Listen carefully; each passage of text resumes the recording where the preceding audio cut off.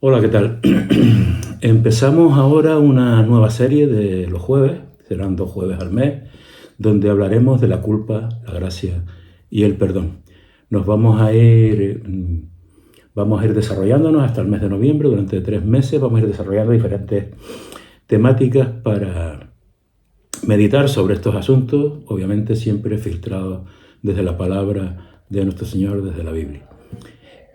En esta primera sesión nosotros vamos, como no podía ser de otra manera, para poder hablar de la culpa, de la gracia y del perdón, nos va a llevar directamente al origen, y el origen está en el pecado.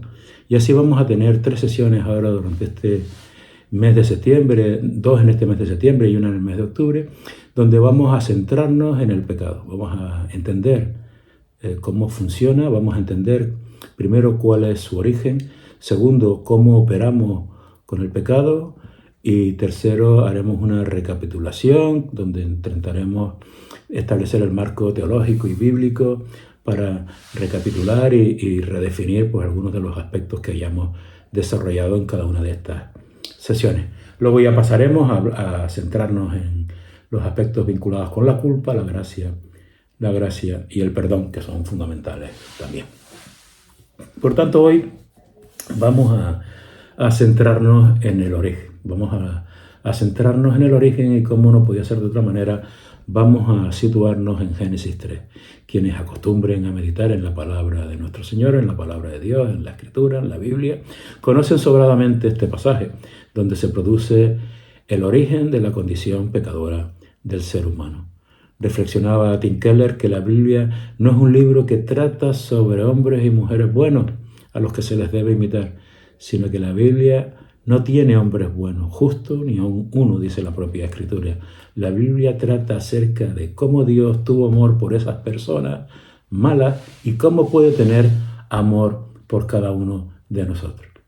En el capítulo 2 del libro del Génesis ya se nos presenta un huerto generado desde la creación de nuestro Señor, donde todo funciona armónicamente, donde todo tiene orden, todo está realizado con absoluta bondad. De hecho, nuestro Señor decía, y vio que era bueno, dice en la Escritura. Al principio de este capítulo se nos narra cómo se acerca la serpiente, definida como uno de los animales más astutos de la creación, para echar por los aires esa descripción del capítulo 2 y hacer añicos todo aquello que estaba funcionando de manera armónica. Es de esta manera como en el capítulo 3 vemos que esta serpiente se acerca, siendo más astuta, como decíamos, diciéndole a la mujer que no morirían si comiera del fruto del árbol prohibido, del árbol que está en medio del huerto, sino que Dios mismo sabe que si come de él, le serán los ojos abiertos y serán como Dios mismo, conociendo del bien y del mal. Así es la tentación, el primer paso en este proceso, en este caso, consiste en crear la desconfianza hacia Dios, es decir, no confiar en Él y no confiar en su palabra. La tentación llega desde el exterior, pero desde dentro del orden creado, el mal ya se encuentra, y el mal se encuentra dentro del huerto de Dios. Parte de la libertad de aquel huerto consistía en poder tomar la decisión de no confiar en Dios. Esta libertad de desconfianza hacia el Creador se convertía justamente en el marco que comienza la pérdida de esta confianza. Dios crea seres libres y espera de ellos lealtad y obediencia. Y el ser humano, motivado por esa voz tentadora de la serpiente, se enfrenta a una elección donde debe tomar una decisión. Para la mujer, la serpiente no se le aparece como el mal. La voz de la tentación no se presenta como la voz del mal. Satanás lleva una máscara muy cuidadosa, muy cuidada, de lo que nos advierte el Nuevo Testamento también. Le llama el ángel de luz, que está en 2 Corintios 11, versículo 14. Dice, el mismo Satanás se disfraza como ángel de luz. Está oculto en la normalidad, en la cotidianidad de las criaturas del huerto. La serpiente va a ser el factor que enfrenta al ser humano a la realidad de su confianza en Dios. Existe evidentemente un mundo maligno que es objetivo, que es verificable, y tratar de evitar nuestra responsabilidad es engañarnos.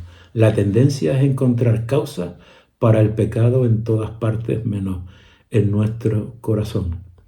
Y tomó su fruto y comió, y dio también a su marido, el cual comió así como ella.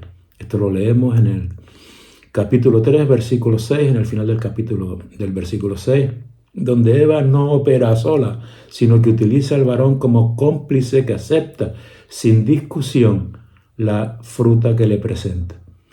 Y el varón también es conocedor de la norma y no hizo ni un gesto por evitarlo, sino que actuó tal cual la mujer le proponía que hiciera. Y esto le llevó a que se escondiera, se sintiera desnudo y se escondiera en el huerto. Y Dios le pregunta: ¿quién te enseñó que estabas desnudo? ¿Has comido del árbol que yo te mandé que no comieses? Dios lo sabía, evidentemente, pero quería oír la respuesta de este hombre. Y el hombre respondió: la mujer que me diste por compañera me dio del árbol y yo comí. Y entonces Jehová dijo a la mujer: ¿qué es lo que has hecho? Y la mujer dijo: la serpiente me engañó y comí. Se culpa a la libertad humana, al libre albedrío. Intentamos derivar la culpa a nuestro trasfondo, a nuestros genes, a nuestros abuelos, a nuestros padres. ¿O es posible que le echemos la culpa a Satanás y sus huestes demoníacas de maldad? Quizás también al propio Dios. Recordemos que el varón dice: la mujer que tú me diste. Luego no solo le está echando la culpa a Eva, sino que está le echando la culpa al propio Dios por haberle dado una mujer capaz de hacer eso. Sin embargo, él tiene responsabilidad. Él tiene responsabilidad de elección. Él podía haber dicho no a tomar del fruto. Sin embargo, tomó el fruto y él conocía la norma que prohibía comer de ese fruto. Por tanto, la culpa es exclusivamente de quien comete el pecado.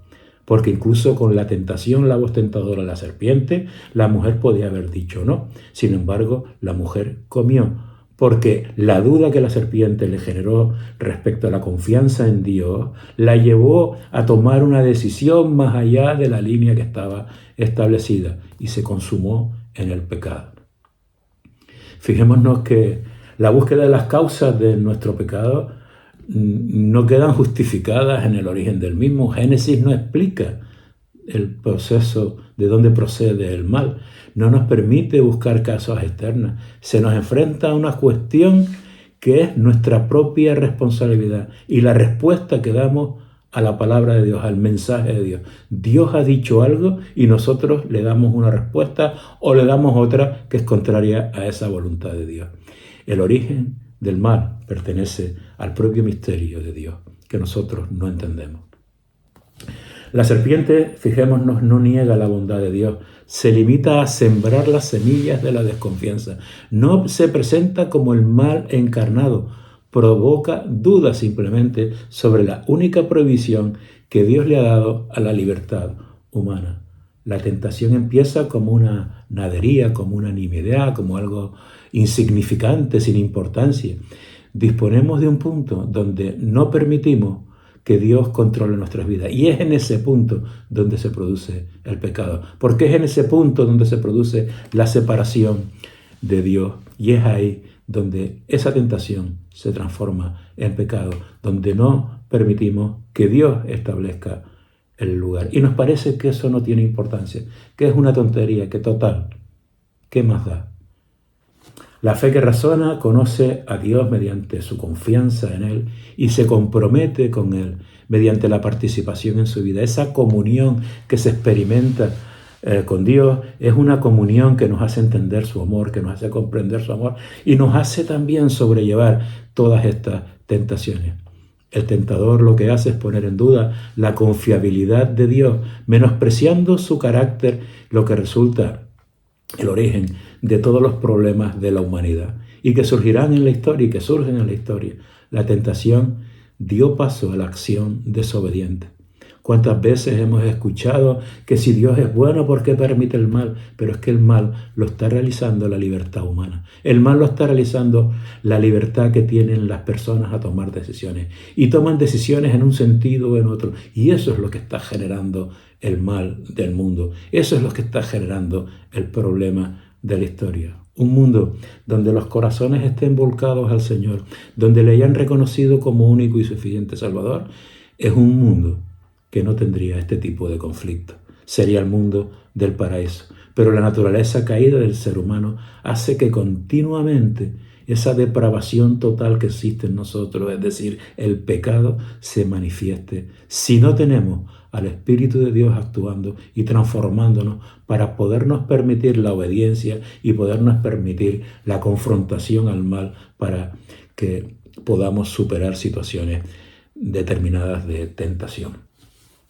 Dice un autor llamado Bonrat que comenta que basta la sensualidad de bueno para comer, el placer estético de agradable a los ojos y el atractivo intelectual de deseable para alcanzar la sabiduría para que esto se consuma. Fíjense que en el texto de Génesis 3, versículo 6, indica que vio la mujer que el árbol era bueno para comer y que era agradable a los ojos, y el árbol era codiciable para alcanzar la sabiduría. Estos tres elementos es muy interesante como lo plantea este autor.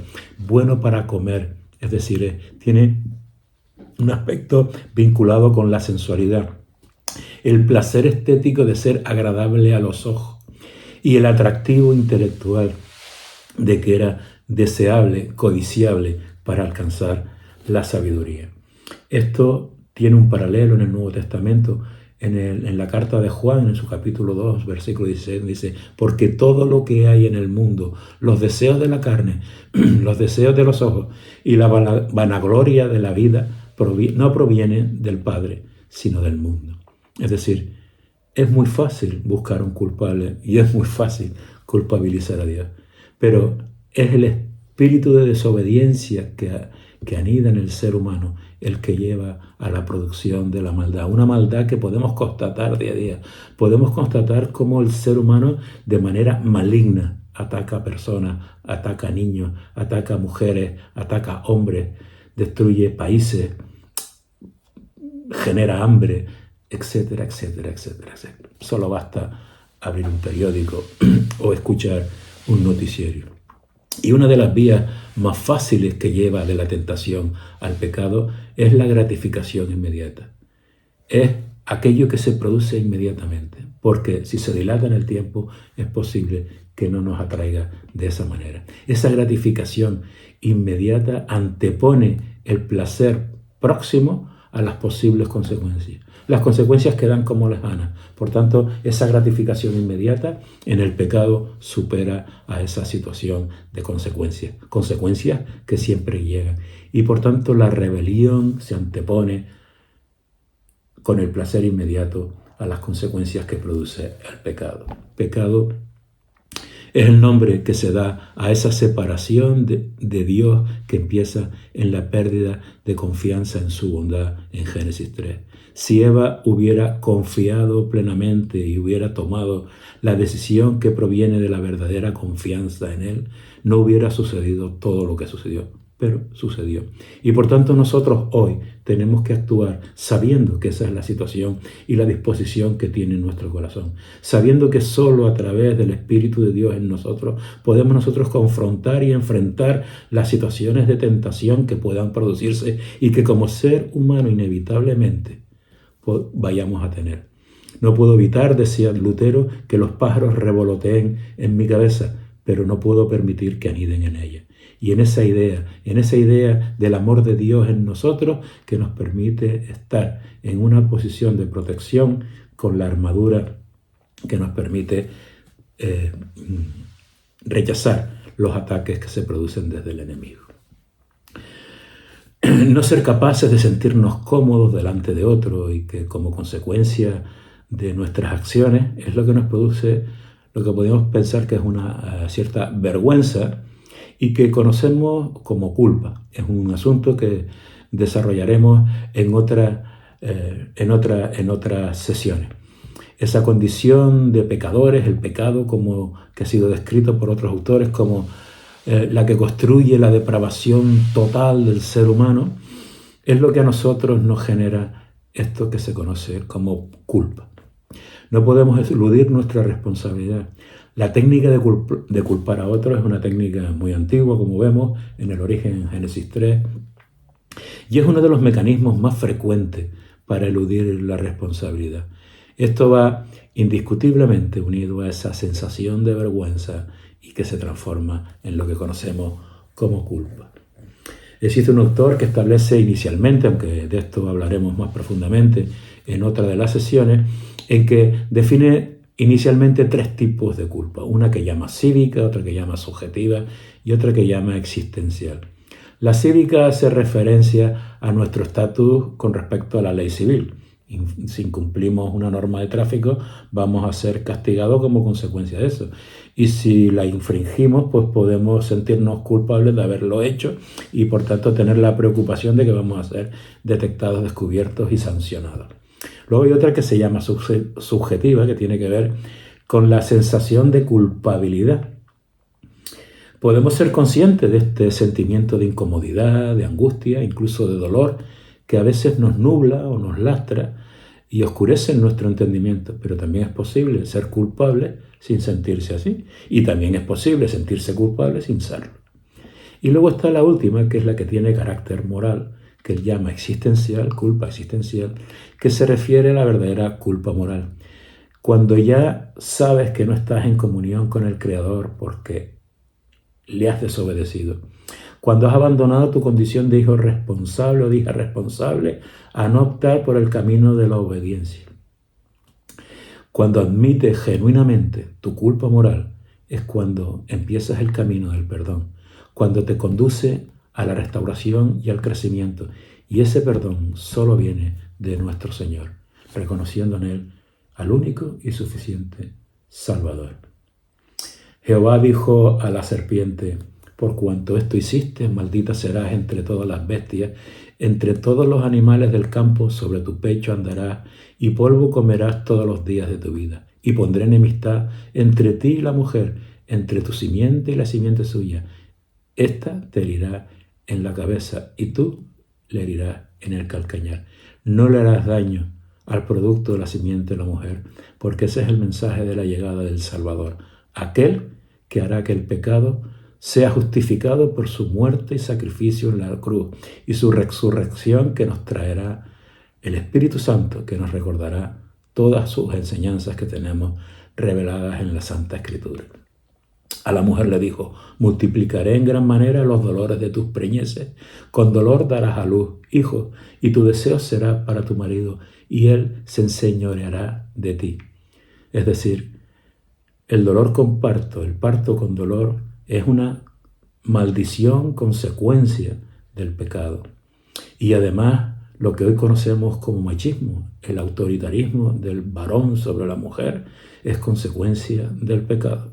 No es obra de Dios, es obra del pecado, consecuencia del pecado. Y solo en la naturaleza de Cristo es posible superarlo. Solo podrá superarse con Cristo en las vidas de las personas, Cristo morando en el corazón de las personas. Por eso las leyes son insuficientes, por eso todas las medidas que se adoptan son siempre insuficientes, porque solo mediante la transformación del ser humano se podrá acabar con esta situación autoritaria del varón sobre la mujer. Evidentemente, el parto sin dolor no es posible salvo por procedimientos médicos, los cuales también el Señor nos ha permitido indagar para poderlos aminorar. Y finalmente al hombre dice: por cuanto obedeciste la voz de tu mujer y comiste del árbol de que te mandé diciendo: no comerás de él, maldita será la tierra por tu causa, con dolor comerás de ella todos los días de tu vida. Espinos y cardos te producirán y comerás plantas del campo. Con el sudor de tu rostro comerás el pan hasta que vuelvas a la tierra, porque de ella fuiste tomado. Polvo eres y polvo volverás. Le anuncia la producción del trabajo con dolor, con sudor, con cansancio, con agotamiento, que no siempre dará el producto deseado. Y además le recuerda la muerte La condición, otra consecuencia del pecado es la muerte, la vuelta a la tierra, porque polvo eres y en polvo volverás. Y solo esa vida eterna es anunciada por nuestro Señor Jesucristo, para que todo aquel que en Él crea sea salvo y tenga vida eterna. No se pierda y tenga vida eterna. Esa vida eterna solo es posible a través de la confianza verdadera y profunda en nuestro Señor, en la relación que tenemos con Él. De esta manera vemos que Génesis 3, cómo la libertad da paso a la esclavitud, la bendición se convierte en maldición, el hombre se enseñorea de la mujer, hay una relación de dominación masculina, el trabajo se convierte en carga y la comunión con Dios se convierte en destierro. Echó pues fuera al hombre y puso al oriente del huerto del Edén querubines y una espada encendida que se revolvía por todos los lados para guardar el camino del árbol de la vida. ¿Reconoces esto? ¿Reconoces esta situación? ¿Reconoces esa condición humana? ¿Reconoces este origen de nuestra depravación total y que solo a través de Cristo podemos minorar? El Espíritu Santo, el Espíritu de Dios nos acompaña cuando le hemos reconocido como único y suficiente Salvador. Es ahora un buen momento para ponernos en sus manos. Nos vemos en la próxima sesión donde continuaremos hablando del pecado y la forma de proceder a través de 2 de Samuel 11.